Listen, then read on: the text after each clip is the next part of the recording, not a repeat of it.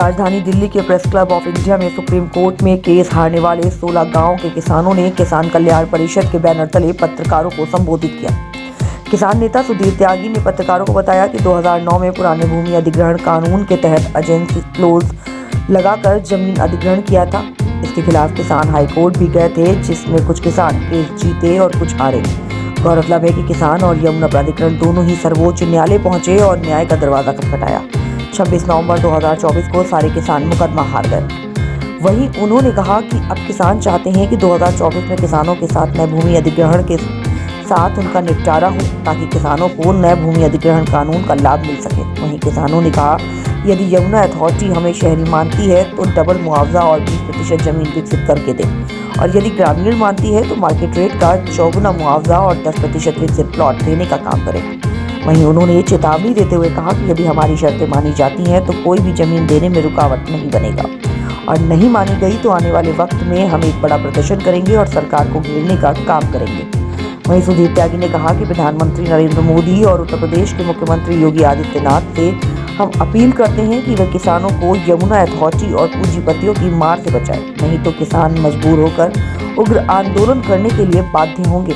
इसके बाद भी यदि किसानों की मांग पूरी नहीं हुई तो सामूहिक रूप से जेवर के किसान आत्महत्या करने के लिए बाध्य होंगे। किसानों का मुद्दा लगातार बढ़ता ही जा रहा है। आपने देखा होगा कि कुछ किसान बॉर्डर पे भी आ चुके थे, उन्होंने सरकार से मांग की थी, अपील की थी, और आज दिल्ली के प्रेस क्लब में 25 गांव के किसान पहुंचे हैं। हमारे साथ सर हैं जो लगातार इन किसानों की आवाज़ उठा रहे हैं। जमीनों का मुद्दा है, कहा जा रहा है कि सरकार जमीन ले रही है और उनको डबल रेट पर बेच रही है। सर, क्या कुछ मुद्दा है? लगभग कितने किसान हैं जो परेशान हैं जमीन को लेकर? देखिए, हजारों किसान परेशान है, और परेशान है अथॉरिटी, यमुना अथॉरिटी और पूंजीपतियों के बीच की जो कड़ी जुड़ी हुई है वो किसानों को बर्बाद करना चाह रही है।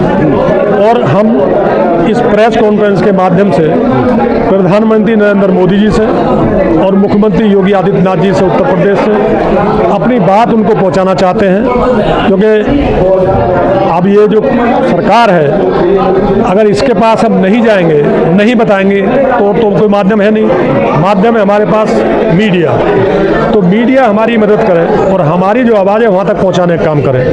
हमारी जो ज़मीनें हैं उसको लूटने का काम यमुना अथॉरिटी कर रही है, फ्री में लूट रही है और पूंजीपतियों को दे रही है। किसानों ने कभी जो एयरपोर्ट बनने वाला है उसमें किसानों ने मना नहीं करी है ज़मीन देने के लिए। आज भी हम तैयार हैं ज़मीन देने के लिए, लेकिन हमें 2014 के एक्ट के हिसाब से हमें ज़मीन देने में कोई परेशान नहीं है, लेकिन पैसा आज के हिसाब से मिले, 10% डबल प्लाट मिले।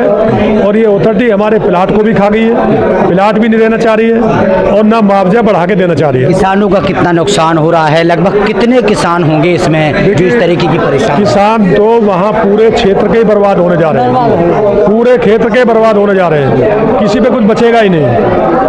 अब तो किसान की दुर्दशा इतनी हो गई है कि वहाँ बड़े बड़े पूंजीपति आ जाएंगे और जो किसान है, खेतियार मजदूर है, जितने भी, क्योंकि आपको पता है किसान के ऊपर कम से कम 7 परिवार खड़े रहते हैं, किसान के ऊपर ही सब चलता है और वो भी बर्बाद होने के कगार पे हैं। ना हम पशु बांधने के लिए जगह बचेगी, ना हमारे रहने के लिए जगह बचेगी। तो हम अथॉरिटी से मांग करते हैं कि हमारी आबादी छोड़ी जाए और आबादी बढ़ा के छोड़ी जाए और हमें ज़मीन ले ले 10% कम वो दे दे, हमें ज़मीन डेवलप करके कोई दिक्कत। ये भी कहा कि अगर अथॉरिटी या सरकार हमारी ज़मीन लेती है और वहाँ पर कुछ डेवलप करना चाहती है, फैक्ट्री बनाना चाहती है, एयरपोर्ट बनाना चाहती है, बस अड्डा बनाना चाहती है, तो आप चाहते हैं कि गांव के ही बच्चों को नौकरी भी दी जाए? हाँ, गांव के बच्चों को नौकरी दी जाए और परमानेंट वहाँ एक ऐसा हो कि जिस परिवार के खेत में, ज़मीन में वो फैक्ट्री बनी है तो उस परिवार का एक आदमी को परमानेंट उसमें नौकरी मिलनी चाहिए। और या पीपी मॉडल पर दे रही है तो हमें भी डेवलप करके दे। लेकिन यहाँ भेदभाव क्या हो रहा है? भेदभाव पूंजीवाद का और किसान का है, जो सदियों से होता है वो ही आज की तारीख में ये अथॉरिटियाँ किसान के साथ कर रही हैं। प्रधानमंत्री नरेंद्र मोदी जी से क्या मांग है, क्या उम्मीद है आपको? हमें पूरी उम्मीद है माननीय प्रधानमंत्री नरेंद्र मोदी जी से, योगी आदित्यनाथ जी से पूरी उम्मीद है वो किसानों की मदद करेंगे और किसान को बर्बाद होने से बचाएंगे। हमारे आने वाली पीढ़ी भूखी न मरे, उसको भी वो बचाने का काम करेंगे। अगर 1% उम्मीद नहीं हो पाई पूरी, सरकार ने नहीं आपकी मांग सुनी, तो किसान किस रुख पर जाएंगे? क्या देखिए, किसान तो रोज आंदोलन कर ही रहा है, किसान की कोई सुन नहीं रहा है। लेकिन ये किसान तो ऐसे हैं कि जमीन छिन जाएगी, जो जमीन छिन जाएगी तो क्या करेगा? भूखा मरेगा, आत्महत्या करेगा।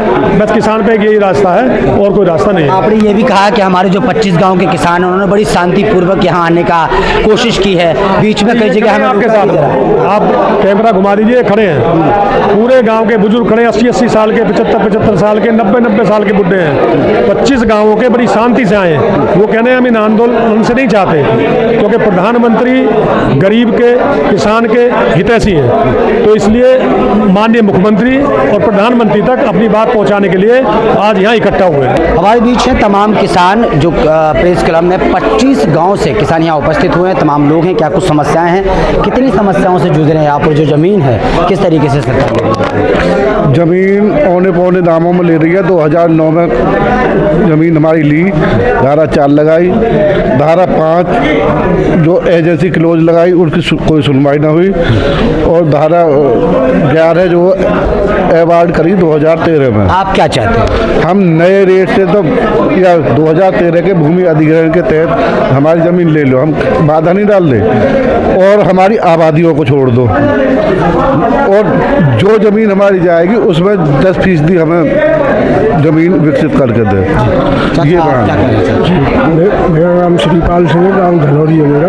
मैं ये कहना चाहता हूँ मीडिया के माध्यम से उन लोगों तक जो हमारे राज्य पे शासन कर रहे हैं, जो हमारे प्रधानमंत्री हैं, हमारे मुख्यमंत्री हैं, उनसे हम ये कहना चाहते हैं कि साहब आप एक बात बताएं कि हमारी ज़मीन आपने अपनी मनमर्जी से प्राधिकरण ने ले ली, चलो हमने माना कि ले ली, लेकिन उसके साथ साथ हमारी आबादियाँ भी ले ली।